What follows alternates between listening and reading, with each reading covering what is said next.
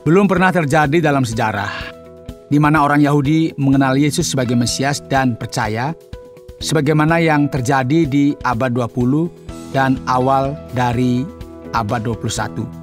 Setelah kemerdekaan bangsa ini di tanah yang telah diberikan Allah kepada Abraham, Ishak, dan Yakub. Saudara pendengar, bersama dengan saya, Oti Priambodo dalam program Jalan 66. Senang sekali karena bisa mempersembahkan program yang memberikan pengetahuan Alkitabiah dan menyuguhkan kepada kita jalan keselamatan. Kita ada dalam rangkaian pembelajaran Kitab Roma pasal yang ke-10 dan yang ke-11. Pak Yohanes akan memberikan tema Misteri Israel. Bagaimanakah keadaan orang-orang yang terpilih? Apakah Anda suka untuk memecahkan misteri? Jika iya, tetaplah bersama dengan kami dan kita akan bersama untuk melihat masalah ini. Saudara, sebagaimana yang telah kita lihat sebelumnya dalam Kitab Roma pasal 9, yang berbicara mengenai kedaulatan Allah dan hikmat Allah yang telah kita diskusikan secara luar biasa mengenai apa yang telah terjadi, apa yang mungkin bisa terjadi, dan apa yang akan terjadi kepada bangsa Israel. Dan pertanyaan yang sering ditanyakan oleh orang Yahudi dari komunitas Kristen yang ada di Roma adalah, apa yang akan terjadi kepada bangsa Israel? Bagaimana kita dapat memahami keadaan dari orang Israel? Bagaimana masa depan mereka?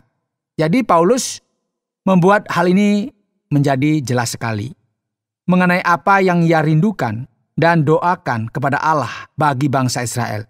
Sebagaimana yang bisa kita perhatikan dari ayat yang pertama. Saudara-saudara, keinginan hatiku dan doaku kepada Tuhan ialah supaya mereka diselamatkan. Saudara, ia menjelaskan tentang apa yang sebenarnya terjadi dalam sejarah dan apa yang akan terjadi di masa yang akan datang terhadap bangsa Israel. Mari kita perhatikan ayat 16. Tetapi tidak semua orang telah menerima kabar baik itu. Yesaya sendiri berkata, Tuhan, siapakah yang percaya kepada pemberitaan kami? Jadi iman timbul dari pendengaran dan pendengaran oleh firman Kristus. Tetapi aku bertanya, adakah mereka tidak mendengarnya?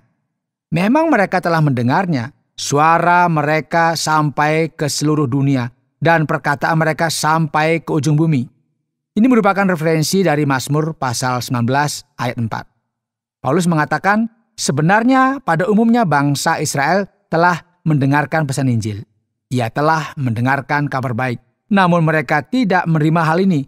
Mereka tidak menerima pesan ini. Dan ini bukanlah sebuah skenario yang baru. Dalam masa lampau, ini merupakan pesan yang telah diberitakan, namun tetap saja ditolak. Firman Tuhan, perhatikan ayat 19, tetapi aku bertanya, adakah Israel menanggapnya?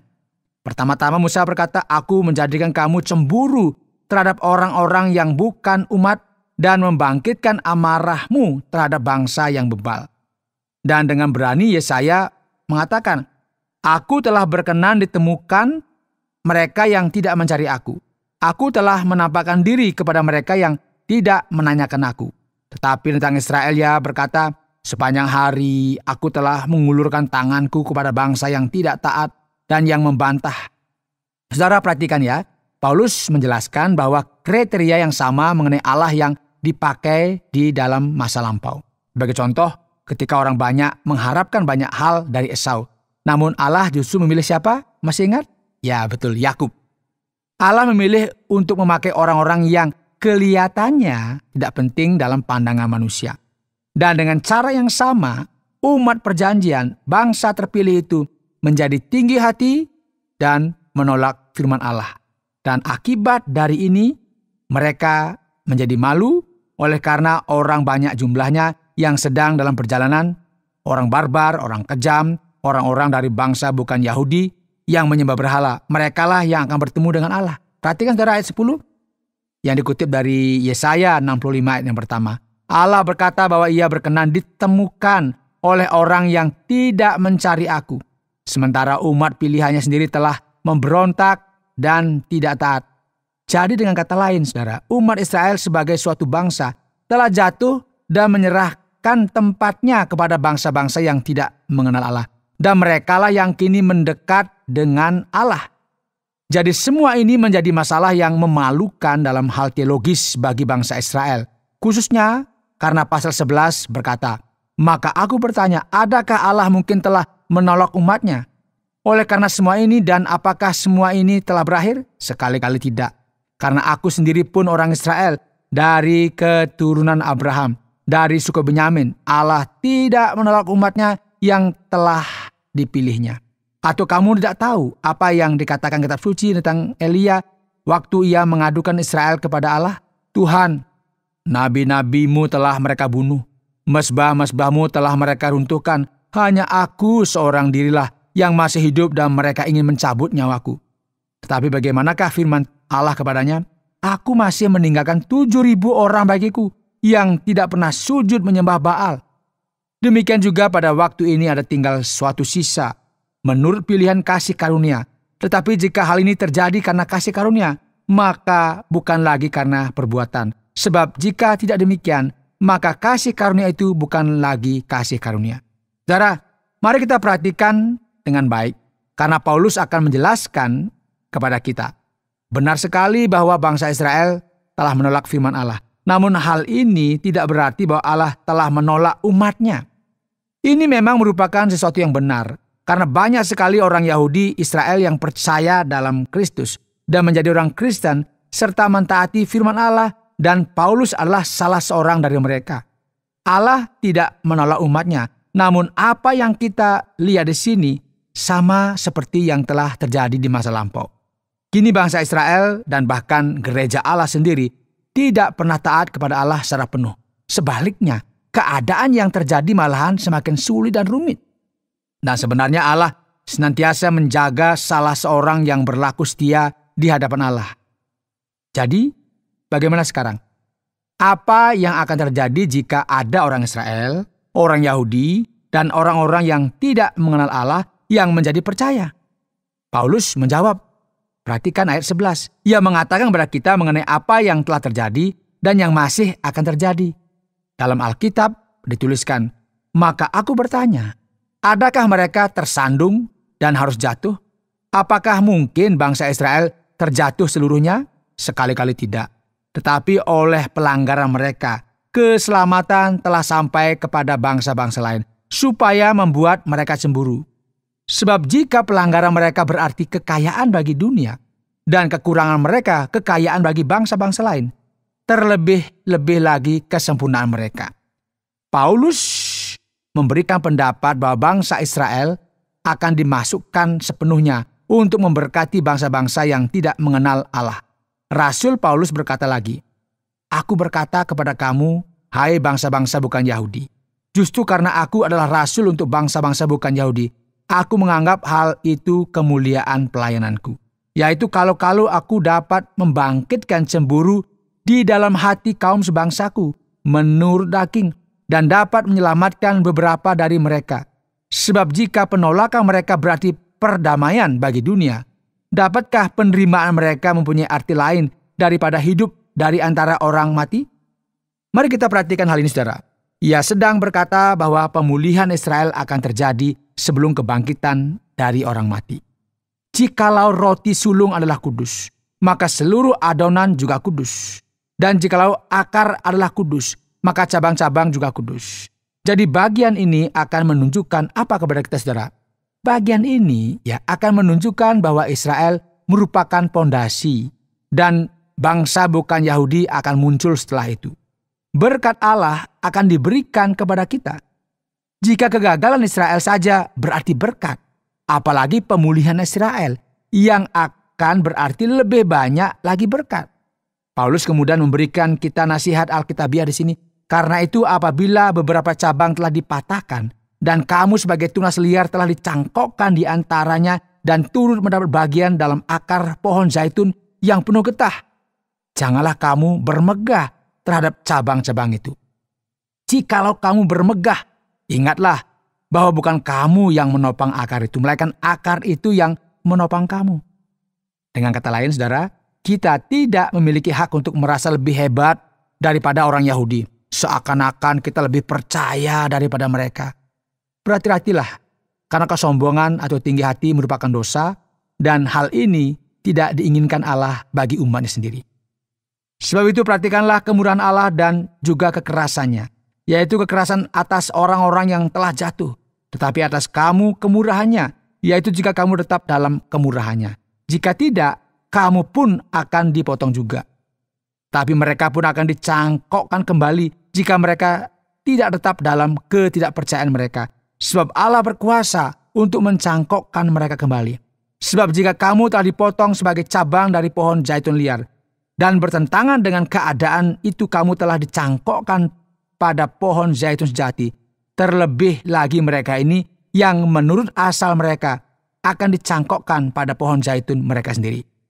Paulus berkata, kebenaran yang luar biasa di sini adalah setiap hal yang terjadi dalam kehidupan kita adalah bagian dari rencana kedaulatan Allah. Allah tidak melihat Israel sebagai bangsa yang taat. Israel merupakan bangsa perjanjian yang senantiasa gagal dan salah. Namun senantiasa saja ada orang yang setia pada akhirnya. Bangsa ini jatuh. Namun ini merupakan tanda atas berkat, karena pesan perjanjian ini dibuat oleh Allah supaya bangsa-bangsa di seluruh dunia bisa dijangkau. Jadi kita tidak lebih baik dari umat pilihan Allah sendiri, yang pertama sekali mengikat janji dengan Allah. Inilah mengapa setiap bentuk kesombongan merupakan sesuatu yang dilarang dan harus ditolak sepenuhnya. Dan masih ada lagi, Allah memiliki berkat di masa depan yang dipersiapkan tidak hanya bagi bangsa bukan Yahudi, namun juga bagi bangsa Yahudi.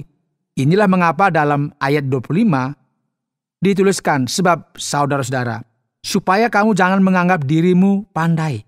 Aku mau agar kamu mengetahui rahasia ini. Sebagian dari Israel telah menjadi tegar sampai jumlah yang penuh dari bangsa-bangsa lain telah masuk. Dengan jalan demikian seluruh Israel akan diselamatkan. Seperti ada tertulis, dari Sion akan datang penebus. Ia akan menyingkirkan segala kefasikan daripada Yakub. Dan inilah perjanjianku dengan mereka apabila aku menghapuskan dosa mereka. Jadi berkat yang merupakan bagian dari janji kepada umat pilihan Allah akan diberikan kepada semua orang. Dan Paulus juga sangat terharu dengan hal ini. Ia digerakkan oleh kuasa Allah. Di sepanjang sejarah, saudara, Allah telah bekerja dalam kehidupan orang Yahudi. Dan berkat ini sampai juga kepada bangsa-bangsa bukan Yahudi.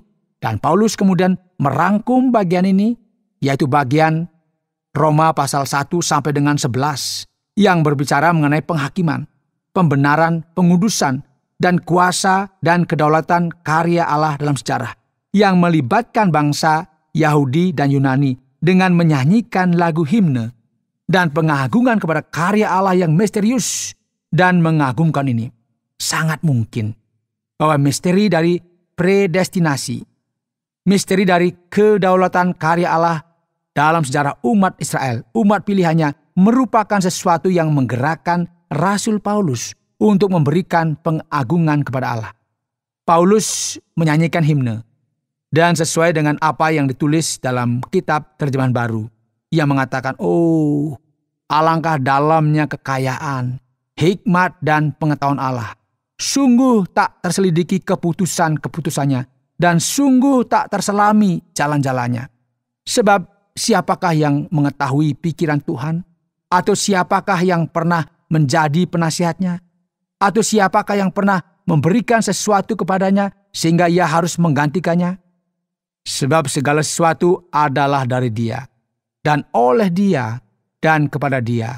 Bagi Dialah kemuliaan sampai selama-lamanya. Amin. Saudara, semua ini begitu indah dan spesial jika kita memperhatikan bagaimana Allah membangun sejarah penebusan dengan cara yang sedemikian luar biasanya. Dan cerita ini mudah sekali dijelaskan dan dimengerti. Namun pada saat yang bersamaan, hal ini begitu misterius. Inilah yang menggerakkan Paulus, karya Allah yang misterius, yang begitu luar biasa dan dalam. Dan tidak mungkin rasanya bagi kita bisa menolaknya, atau mencoba menjelaskan semua detail dari hal ini. Daripada kita melakukan hal tersebut, yuk kita memuji Allah dan bersyukur untuk berkat-Nya yang luar biasa. Anda sedang mendengarkan Jalan 66 dalam rangkaian pembelajaran Surat Roma pasal yang ke-10 dan yang ke-11 yang telah dijelaskan oleh Pak Yohanes dengan topik Misteri Israel. Terima kasih banyak Pak Yohanes untuk penjelasan yang sudah disampaikan. Sekarang tibalah bagi kita untuk bersama-sama mengajukan sebuah pertanyaan di sekitar Roma pasal yang ke-10 dan yang ke-11. Ketika kita memperhatikan Roma pasal yang ke-10 dan pasal yang ke-11, banyak berbicara mengenai Israel dan orang Yahudi. Dan para pendengar kita yang setia untuk mengikuti program acara ini, mungkin juga bertanya-tanya kepada diri sendiri, sekarang, apakah ada orang yang memang disebut Yahudi? Berikutnya, apakah mereka ini merupakan suku yang elit? Dalam Perjanjian Lama, benar-benar ada dan nyata, bahkan sampai dengan hari ini, pada abad yang ke-20 ini. Ya, kita perlu memperhatikan hal ini dengan lebih teliti, Pak Otia, karena ini merupakan sesuatu yang sering disalah mengerti. Ketika kita berpikir tentang bangsa atau umat ini, kita sering sekali mengacu kepada sebuah etnik atau suku. Pemikiran semacam ini adalah pemikiran yang kita warisi dari Eropa.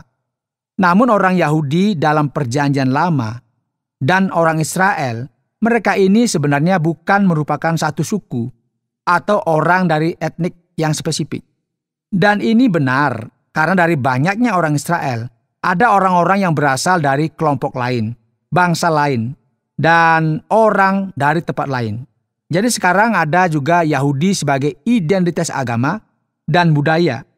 Jadi setiap orang yang merupakan bagian dari warisan Abraham dimasukkan ke dalam sebuah paket dan dianggap sebagai orang Yahudi. Orang dari suku lain juga bisa dianggap Yahudi. Sebagai contoh, ya, ketika seseorang menikah dengan orang Yahudi. Jadi, jika kita berbicara masalah etika, orang Yahudi merupakan orang yang memiliki wajah dan warna kulit yang berbeda-beda. Mereka bukanlah orang secara suku atau etnis. Orang Yahudi masih ada sampai dengan saat ini. Dan kita memiliki warisan ini dari zaman Perjanjian Lama sampai dengan sekarang. Dan ini merupakan bukti bahwa Allah benar-benar menjaga umat Israel di sepanjang abad dan milenium. Mereka ini ada. Dan mereka adalah kelompok yang mempraktekkan iman Yahudi. Dan mereka tidak bisa kita anggap sebagai kelompok dari sebuah suku. Bukan seperti ini yang dimaksudkan dalam Alkitab. Jadi ada perbedaan di sini Pak Yohanes. Orang Israel adalah orang yang tinggal di daerah Palestina. Sementara orang Yahudi adalah orang yang mempraktekkan iman Yahudi dari Perjanjian Lama. Penting sekali bagi kita memahami hal ini, jadi mari kita selidiki sedikit lagi. Kata Ibrani sebagai contoh merupakan referensi untuk orang-orang pada zaman para leluhur, sebelum terbentuknya bangsa Israel. Bahasa yang mereka pakai adalah bahasa Ibrani. Dan kemudian kita melihat ada istilah orang Israel yang merupakan referensi dari orang Israel dalam Perjanjian Lama, yaitu mereka yang hidup di kerajaan utara yang merupakan musuh dari kerajaan Yehuda yang terletak di selatan. Setelah itu terjadilah penghancuran Yerusalem dan hanya suku Yehuda saja yang tersisa. Namun mereka dibawa ke pembuangan ke Babilonia dan kemudian dibebaskan. Orang-orang dari kerajaan utara dihancurkan. Dan ini merupakan cikal bakal dari orang Yahudi. Dalam Perjanjian Baru, kita membaca tentang orang Yahudi. Dan sampai hari ini, kita masih menyebut mereka demikian. Namun kini ada bangsa Israel. Setiap orang yang lahir di Israel dikenal sebagai orang Israel. Jadi memang ini merupakan sesuatu yang mungkin memusingkan kita ya. Karena ada orang Yahudi, Yehuda, Ibrani, Israel, dan yang penting, kita tidak mencampur adukan semuanya ini. Tidak terlalu sulit. Dan sekarang, bisakah Bapak menjelaskan mengapa banyak orang Yahudi yang menjadi Kristen, Pak? Ini merupakan pertanyaan yang menarik, Pak Oti. Yang pertama sekali, sebagaimana kita temukan dalam Perjanjian Baru, sebagian besar orang Yahudi menolak Injil. Dan ini merupakan bagian dari rencana Allah. Namun ini tidak berarti bahwa bangsa bukan Yahudi ada dalam situasi yang diuntungkan di hadapan Allah. Masalahnya adalah, dalam dunia kita sekarang terdapat 6.500.000.000 orang bukan Yahudi. Dan hanya 20 juta saja orang Yahudi. Dan dari semua orang bukan Yahudi yang telah menjadi percaya, berapa banyak dari antara mereka yang sebenarnya telah melakukan ini dari dalam hatinya? Jadi jika kita melihat di sini, mungkin ya jumlah orang Yahudi yang percaya dan jumlah orang bukan Yahudi yang percaya mungkin tidak begitu berbeda. Inilah mengapa Paulus berkata Allah tidak menolak umatnya. Aku adalah buktinya. Aku orang Israel asli dari suku Benyamin yang telah menjadi percaya. Dan banyak lagi orang Yahudi yang telah percaya dan menjadi Kristen dalam perjanjian baru. Nah, dalam kitab Kisah Para Rasul, kita melihat bahwa ada gereja yang terbentuk dari kumpulan orang Yahudi. Jadi semua ini tidaklah seperti apa yang banyak orang bayangkan. Dan hari ini banyak orang Yahudi yang menyadari tentang siapakah Mesias yang sejati itu. Dan berikutnya Pak Yohanes, saya mau menyampaikan sebuah pertanyaan. Kapankah pemulihan dan pendamaian umat Israel ini akan terjadi, Pak Yohanes? Kita bisa melihat di sini dalam kitab Roma pasal 11 sesuatu yang sudah disebutkan sebelumnya, yaitu bahwa rekonsiliasi Israel berkaitan dengan kebangkitan orang mati. Gagasan yang diungkapkan dalam perjanjian baru sangatlah jelas. Orang-orang akan menyadari Mesias ketika masa rekonsiliasi Israel tiba, yaitu sebelum masa kebangkitan. Dan ini semua sedikit berkaitan dengan eskatologi. Tidak banyak orang yang mengetahui hal ini, namun belum pernah terjadi dalam sejarah, di mana orang Yahudi mengenal Yesus sebagai Mesias dan percaya sebagaimana yang terjadi di abad 20 dan awal dari abad 21. Setelah kemerdekaan bangsa ini di tanah yang telah diberikan Allah kepada Abraham, Ishak, dan Yakub. Jadi tanda-tanda ini membuktikan bahwa kita sedang menuju kepada masa eskatologi dalam perjanjian baru. Yang berikut Pak Yohanes, di akhir pasal yang ke-11, di ayat yang ke-17 dan 18, Paulus mengakhiri argumennya, dan ia memberikan nasihat atas kesombongan bangsa bukan Yahudi. Apakah saya sekarang mendapatkan hak istimewa karena saya ini adalah orang bukan Yahudi? Apakah ini yang sedang dibicarakan Pak Yohanes? Ya, ini memang pertanyaan penting di sini Pak Oti. Apa masalah dengan kelompok Kristen bukan Yahudi ketika bangsa Yahudi telah gagal dalam menyadari siapakah Mesias itu? Masalah ini tiba-tiba menyimpulkan bahwa bangsa Yahudi lebih buruk daripada bangsa bukan Yahudi. Masalah yang dimiliki oleh bangsa Israel adalah kesombongan dan kekeraskepalaan mereka ketika berkaitan dengan mendengar dan menerima firman Allah. Dan hal bodoh apakah yang mulai dilakukan oleh bangsa bukan Yahudi? Mereka mulai mengulangi kesalahan yang sama. Jadi Paulus berkata, berhati-hatilah, karena kalian tidaklah lebih baik. Apa yang membuatmu berpikir bahwa kamu lebih baik dari orang lain? Jadi hal yang bodoh yang dilakukan di sini adalah dengan tidak memperhatikan firman Tuhan yang jelas sekali mengatakan bahwa dalam pandangan Allah, baik orang Yahudi dan orang bukan Yahudi, mereka ini berada dalam situasi yang sama. Tidak ada seorang pun yang lebih baik dari orang lain. Jadi ketika orang Yahudi memutuskan dan merasa lebih tinggi dari orang lain, mereka bahkan berdoa dan mengucap syukur karena mereka tidak terlahir sebagai bangsa bukan Yahudi. Dan sekarang bangsa bukan Yahudi ini pun melakukan hal yang sama. Alkitab memberitahu kita bahwa tidak ada perbedaan antara orang Yahudi dan bukan Yahudi. Karena Tuhan adalah Tuhan atas semua orang, yang dengan limpahnya memberkati setiap orang yang berseru-seru kepadanya. Inilah yang dikatakan dalam kitab Roma pasal 10 ayat 12. Jadi bahaya yang besar adalah ketika seseorang merasa lebih baik dari orang lain, oleh karena amal ibadah dan kesombongan mereka sendiri. Ini merupakan suatu kebodohan yang harus ditolak, baik oleh orang Yahudi maupun bukan Yahudi. Baiklah Pak Yohanes, dan setelah ini kita bisa berkata, Shalom Adonai. Bisa, tapi setelah kita selesai belajar pasal 10 dan 11 dari kitab Roma ini, karena ini merupakan bagian akhir dari kitab ini, yang berkaitan dengan doktrin. Hari ini kita telah belajar mengenai misteri Israel dan kita telah mengemas bagian yang sangat penting dari kitab ini. Jadi sekarang kita perlu menyimpulkan hal ini dengan hati-hati mengenai apa yang perlu kita lakukan dalam kehidupan kita masing-masing. Akhir dari bagian ini sangat indah karena kita menemukan bahwa teologi, kesalehan, dan penyembahan semua ini berjalan beriringan. Kita mendapatkan diskusi teologi yang mendalam dan penting yang disampaikan oleh Paulus yang berbicara mengenai perlunya pembenaran dan bahwa pembenaran ini, kebenaran Allah, tersedia bagi kita melalui Yesus Kristus. Ia berbicara mengenai keadilan yang bertumbuh melalui pengudusan, keadilan Allah, dan menjelaskan tentang apa yang terjadi dalam sejarah, baik dengan orang Yahudi maupun dengan orang bukan Yahudi. Menarik sekali bagi kita lihat bagaimana teologi yang begitu baik, begitu benar, dan bijaksana. Dan Paulus di sini begitu seimbang, sebagaimana ia mengkritik baik bangsa Yahudi maupun bukan Yahudi, serta menunjukkan di mana letak permasalahannya, yaitu pada manusia itu sendiri. Kurangnya kesalehan yang hanya bisa datang dari Allah sendiri. Teologi yang benar, teologi dari Perjanjian Baru mengajarkan kasih yang melampaui semua ini dan membuat kita menaikkan pujian dan penyembahan. Ketika Paulus sampai di penghujung pasal ini, ia mulai menyanyi dan memuji Allah dengan sepenuh hatinya. Dan kerinduan kami adalah supaya Anda belajar dan mendapatkan pengetahuan yang lebih lagi mengenai firman Tuhan dalam program Jalan 66 ini.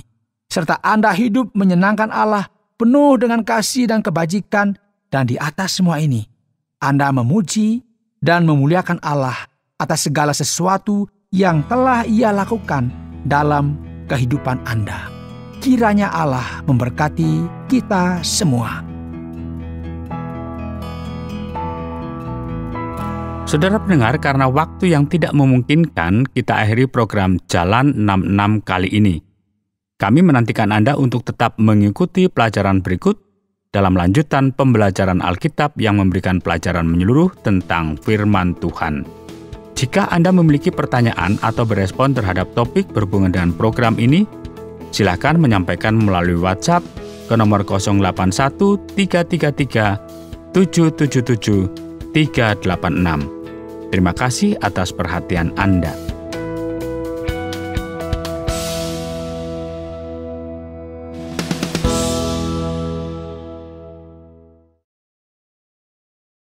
Terima kasih Anda sudah mengikuti program kami. Jika Anda diberkati, jangan lupa like, komen, dan share supaya Anda tidak ketinggalan setiap program terbaru kami. Jangan lupa juga untuk subscribe channelnya dan nyalakan loncengnya. Jika Anda ingin mendukung pelayanan kami, bisa melalui rekening kami berikut ini atau menghubungi kami di sini.